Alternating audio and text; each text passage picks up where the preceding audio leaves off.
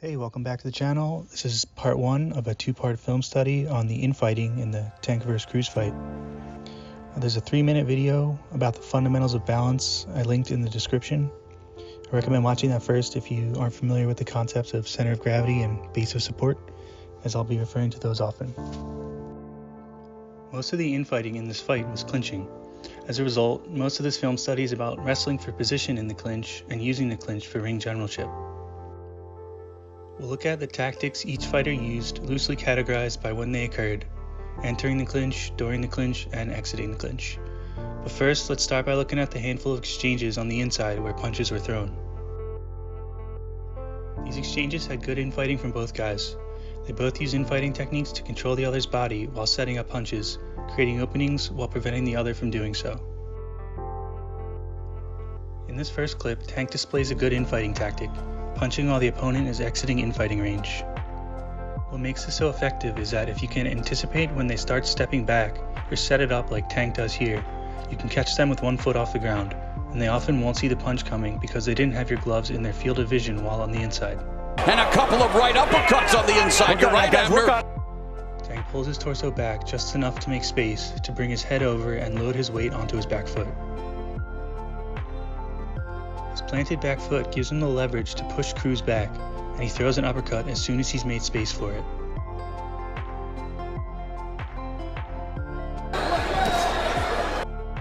Cruz overhooks the right glove. The overhook creates an opening by pulling Tank's arm away from his body. Cruz releases the overhook to punch that opening, then reestablishes it. He does this twice. However, squaring his torso up on the first punch makes it easier for Tank to push him into the ropes.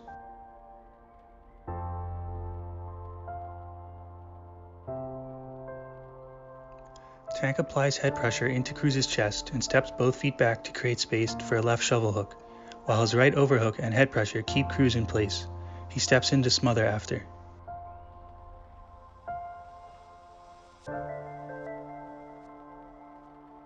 Icing on the cake for tonight will be just a knockout. Cruz overhooks the right glove and walks backward to make space. Before stepping his right foot back to return to his stance, he applies head pressure into Tank's shoulder to maintain the space between them. Tank feels him setting up his punch and begins to step back and pull his glove free. His pullback mitigates the impact.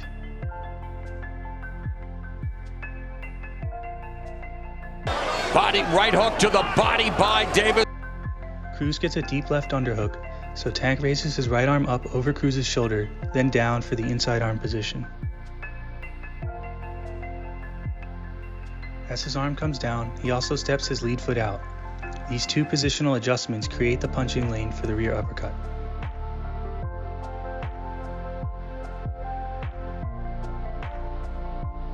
Tank had better footwork and a 4-inch reach advantage that he used effectively to keep Cruz on the outside. To overcome that, Cruz had to quickly close the distance before Tank could retreat or trap him on the ropes. Most clinches were initiated by Tank as Cruz was punching his way in, but Cruz did initiate a few clinches by bending down and grabbing for the hip. The hip grab is where Cruz bends forward at the waist as he's stepping in and either throws a hook or raises his arm up to grab Tank's hip. With his glove on the hip, his arm can raise up to get an underhook when his torso rises back up. It looks like Cruz is punching wildly when he does this, but it can actually be a safe and effective way to get inside. Roberto Duran used this tactic sometimes. Cruz bends at the waist on the hook. His lower center of gravity from this position and his forward momentum let him back Tank up to the ropes and keep him there. Yeah, so far. And you know, I got caught saying when Leo said, Tank's arm prevents the underhook. Cruz's lower center of gravity lets him clinch walk Tank to the ropes. Clinch walking refers to when you have an opponent clinched up and you drive forward with your legs to push him backwards. It's illegal to push an opponent with your arms, so if you want to push them to the ropes from the clinch, you need to do so using your legs. It's basically walking when the opponent doesn't resist you, but if they do, you'll need better leverage to be able to drive them backwards. As we'll see in this video, Cruz was only able to clinch walk Tank when he had first gotten his center of gravity low by grabbing for the hip. For most of the fight, Cruz kept too upright and relaxed in the clinch, and Tank could clinch walk him fairly easily. Right uppercut by Cruz. So far, 15 body punches landed by Cruz to 7 for Davis.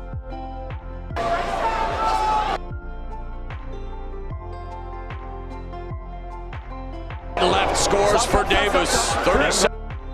Tank, keeping his chest tight against Cruz's back, takes away any space for Cruz to bring his head back up and start punching, ensuring the ref will intervene. Seconds left in the ninth. Very low right hand by Cruz. He's thrown some south of. Next, we'll look at a tactic from Tank on the inside. It's his lead hook into head control, or a rear hook into lead forearm frame, as his lead foot shifts back into a shuffle.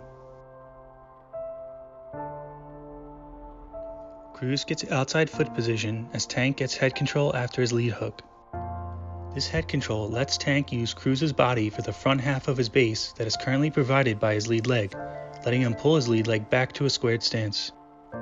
Cruz shifts forward with an overhand right and raises his left arm up to grab Tank's hip. The cleverness of this tactic is that along with removing Cruz's outside foot position in punching range, stepping back into his shuffle gives Tank a brief moment where he can use his leverage to push Cruz in a direction where he has no base, effectively using Cruz's forward momentum against him. Tank does this by shuffling right and pushing on Cruz's neck to his left. Cruz tries to stay inside by grabbing the hip or getting an underhook.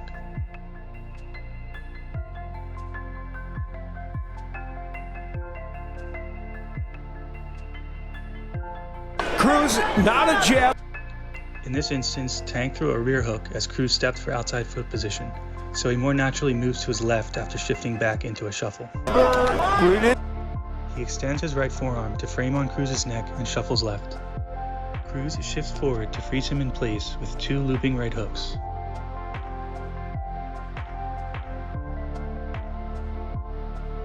Tank keeps framing with his right forearm, but Cruz's head control after the hook keeps him in range for the uppercut.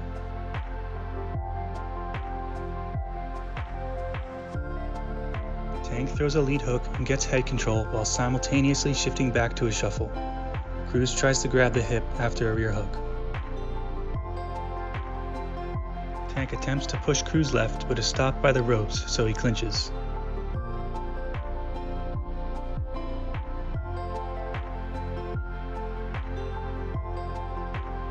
Tank pulls his right foot back to shuffle, but Cruz's lower center of gravity from the hip grab and Tank not having a firm base means he can't push him away.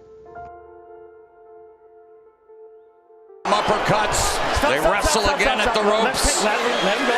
Come on. The next 2 clips show a variation of this tactic where Cruz gets further inside, so Tank uses his chest and forearm for control instead of the lead hook. As soon as Tank feels Cruz get under him, he pulls his right elbow in tight to prevent the underhook and keeps chest pressure on him. Cruz has deep outside foot position here. Tank pulls his lead foot back to a squared stance, then steps both feet back again.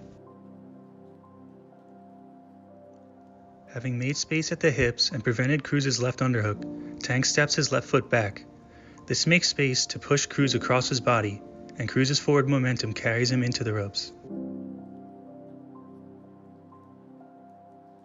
Pushing Cruz's head to his right side lets him escape out to his left. Cruz has never been down. Cruz gets further inside again. Tank keeps his right elbow tight to his body, which allows him to secure the underhook. This time, Tank steps his right foot back and pivots on his push. Here you can see how keeping his left elbow tight to his body prevented Cruz's underhook.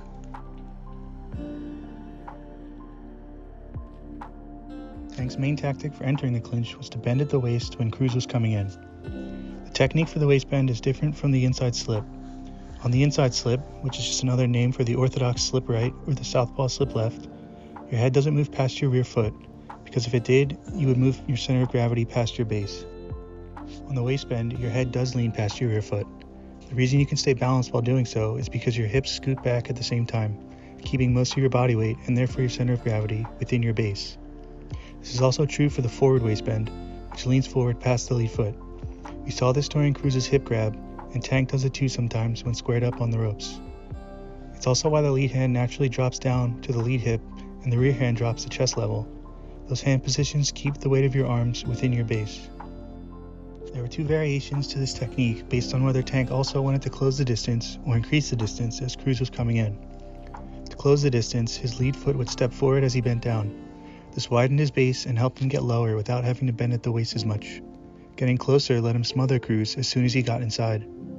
To increase the distance, he would pull onto his back foot before bending down, and sometimes also step his lead foot back as he was bending down. This extra distance helped him avoid punches and threw off Cruz's positioning on his entries to the inside. The waist bend is pretty common in orthodox or southpaw matchups, especially as a way to quickly slip after an opponent steps to outside foot position, but using it comes with risks. Since you aren't changing the angle with footwork, your head is still aligned with the opponent's rear hand during the waist bend, so your head movement can be timed. And even if you successfully slip punches when you bend down, you're still at risk of getting caught with follow-up punches in mid-range as you're rising back up. This is why Tank would close or increase the distance on his waist bend. He was trying to avoid getting caught in mid-range. It's also why Cruz often doubled up on his rear hand punches once he was in punching range to try and catch Tank before he clinched or backed away. Let's start with examples where Tank pulls onto his back foot first. Tank did a lot of back foot counterpunching in this fight, so this tactic is presumably a backup plan for when he couldn't find his timing, range, or positioning to counter after pulling back. Tank knows that pulling onto his back foot raises his chin up, leaving him vulnerable to potential follow-up punches. He would waist bend from here to protect himself. Cruz knows this as well, and often shifted forward on his rear hands to try and catch Tank's raised chin. Some of the best punches Cruz landed in this fight were when he caught Tank pulling onto his back foot. In this instance, Tank also uses some slick footwork after bending down by walking backwards as he raises his torso back up. He can do this because pulling back makes him back foot heavy, letting him step his lead foot back to create distance while bending down. With Cruz about to get inside, Tank bends down low again. Bending down brings Tank's arms below Cruz's. This puts him in position to bring one or both of his arms under Cruz's elbows to secure underhooks when he raises his torso up, as he does here with his right arm. Here's another example of Tank's lead foot stepping back on his pullback. Tank first steps his rear foot back once he sees Cruz is stepping in. Cruz gets a deep outside foot position step past Tank's lead foot. His overhand right barely misses, hitting Tank's glove instead.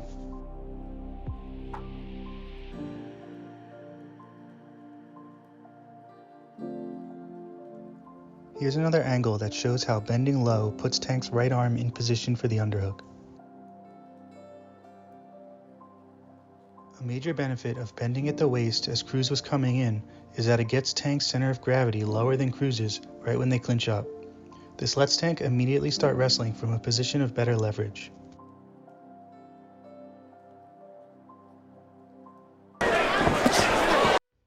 Here's another example of Tank bending at the waist to enter the clinch and using the lower center of gravity to clinch walk off the ropes.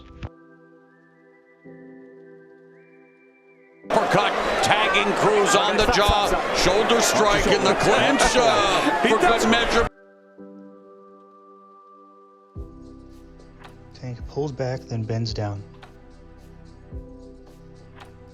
His wider base and lower center of gravity lets him get enough leverage to turn Cruz and get out of the corner.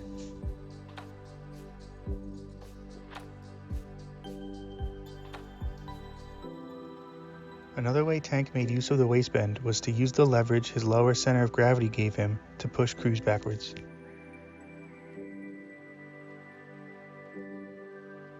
Tank anticipates a hook and tries to bend down under it. He doesn't get under it, and Cruz gets head control, preventing him from moving right. Unable to move right, Tank opts to go forward, pushing into Cruz's lead hip. The push squares Cruz up. With the lower center of gravity, Tank's push into Cruz's center line lets him easily push Cruz across the ring.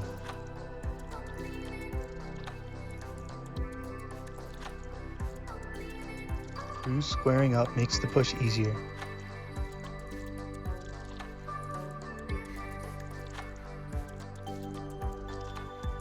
Tank he exposes Cruz's center line to the push with his inside pivot.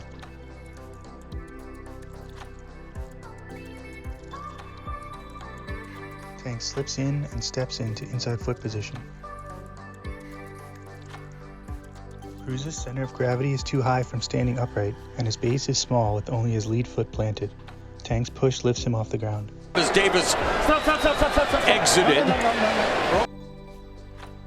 When initiating attacks with his lead hand, Cruz often uses a gazelle punch, and when throwing rear hand punches, he'd often shift forward. But instead of fully shifting into a southpaw stance, he'd usually only shift halfway into a squared stance. This meant that many clinches occurred as Cruz was punching his way in while shifting or leaping. These movements are harder to control precisely compared to regular stepping footwork, especially while punching. As a result, Cruz often entered the clinch while off balance or out of position. This made it easier for Tank to secure the clinch and get better leverage. Cruz doubles up on his rear hand but squares up on the first uppercut. Tank waist bends under the hook. Since Cruz is already squared up, missing his punch makes him over-rotate. Since Cruz is off balance after missing, Tank is able to clinch walk out of the corner and put Cruz on the ropes, even though Cruz gets double underhooks.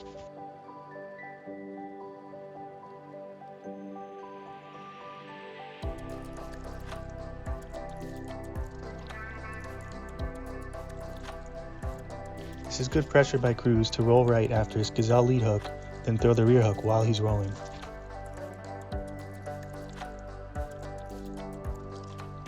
However, he squares up after the rear hook, with his torso rising up as Tank is bending down. Tank inside pivots twice, and Cruz doesn't have the leverage to stop him.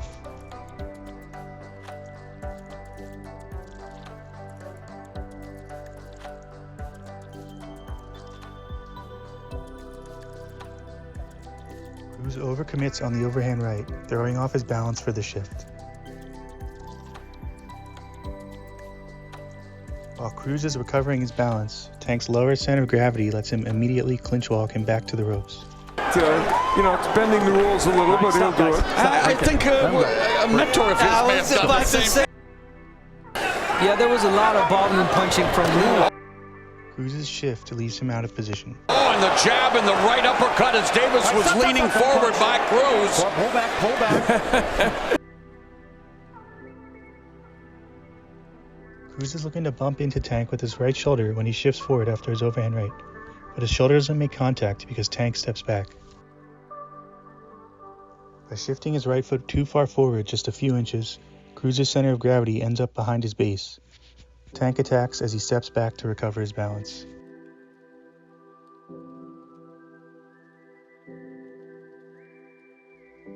While squared up, Cruz misses and over-rotates. Tank clinches tight to control Cruz's torso, then shuffles around and waits with his back to center ring for the break.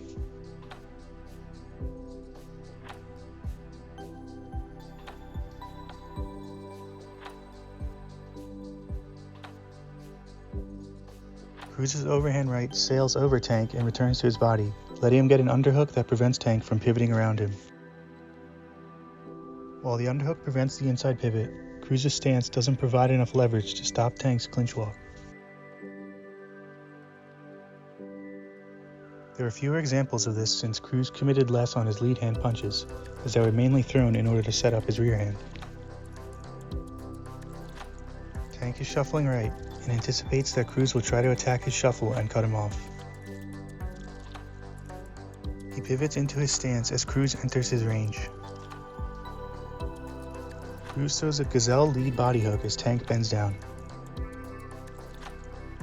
His leap gets his lead foot so deep to outside foot position, it gives Tank an opening to pivot around him.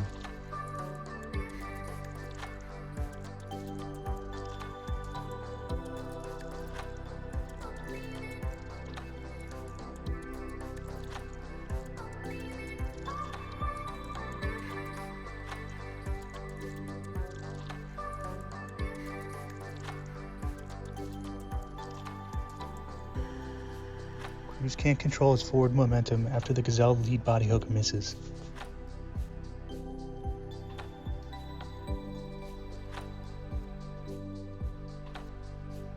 Now that we've seen what happens when Cruz is off balance or out of position when Tank bends at the waist, We can compare that to what happens when he's kept his balance coming in. For most of these examples, Cruz doesn't leap or shift coming in, and when he does, his punch makes contact. When Cruz got inside with better balance, Tank couldn't clinch him up easily, and Cruz sometimes outmaneuvered him. Targeting the body is a good tactic against an opponent with elusive head movement. Making contact with his punch kept Cruz in a much better position compared to when he missed. He still squares up slightly, but not enough to give Tank an escape route.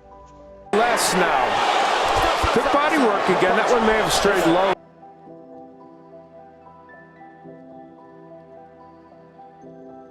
Cruz's overhand right lands, and he shifts forward to southpaw, bumping into Tank before he has time to bend down. Cruz is quicker to swim, getting double underhooks and keeping Tank's back to the ropes. Tank Davis beginning to put the pedal to the metal, but Tank bends down and steps into smother as Cruz steps into range. Cruz throws a lead hook and gets head control after. With Cruz balanced and ready to punch, Tank has no good options for securing the clinch here.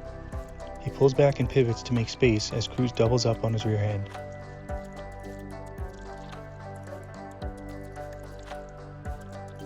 Cruz steps to outside foot position on his lead hook but doesn't leap. His rear foot doesn't step until his lead foot is planted.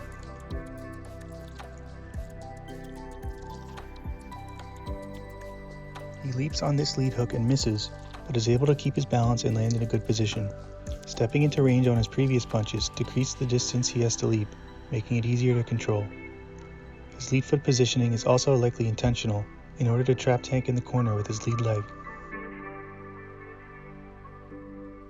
Tank can't easily clinch or push Cruz back since Cruz has kept his balance. Instead, Tank escapes using footwork similar to what we saw earlier in the section on his lead hook to head control, lead leg to shuffle tactic. He steps his rear foot over, creating the base he'll need to pull his lead foot out. As he's doing this, Cruz throws a rear body hook. Tank blocks the body shot by dropping his elbow. At the same time, he uses his right overhook to balance while he brings his lead foot down and around Cruz's lead foot. Cruz's forward momentum causes Tank's leg to swing around, but his right overhook lets him keep his balance. With Cruz forcing Tank to rely on incredible coordination and timing to block punches while adjusting his footwork, this clip is probably the best example of Cruz making it ugly on the inside. Making it ugly on the inside is a good way to pressure a slicker, more technical opponent. Disrupting their balance by mixing wrestling and roughhousing with punching forces them to fight in close range from positions they're less comfortable with, and can create opportunities to land punches they don't see coming or aren't in position to properly defend. For example, if Tank had lost control of his right overhook or wasn't able to plant his back foot firmly due to the body hook, he would have lost his balance, leaving him in a vulnerable position while Cruz is in range. Tank knows this, which is why he made clinching his priority on the inside. In order to make it ugly once he's inside, Cruz would have needed to keep his balance coming in.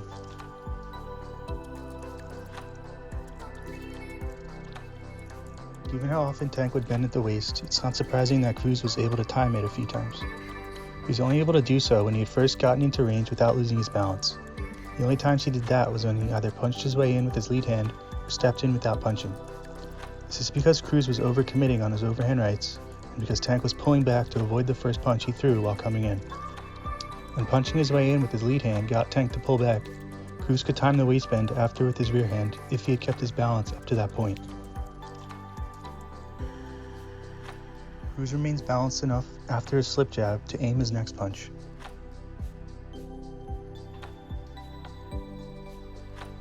Cruz takes a big inside foot position step on his lead hook but doesn't leap. His rear foot doesn't step until after his lead foot is landed. His hook also makes contact with Tank's shoulder.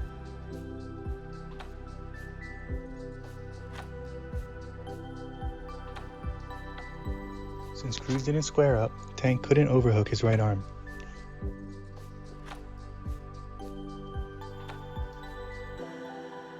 Tank hesitates to attack, and Cruz lands a nice lead hook, then times the waist bend with his rear uppercut. Yeah, there was a lot of volume punching. oh, and the jab and the right uppercut is coming off the fight against Barros, who was the tallest. Yes. And there Davis launches the left, and Cruz. Since his pressure was keeping Tank defensive, Cruz was able to step into range before punching.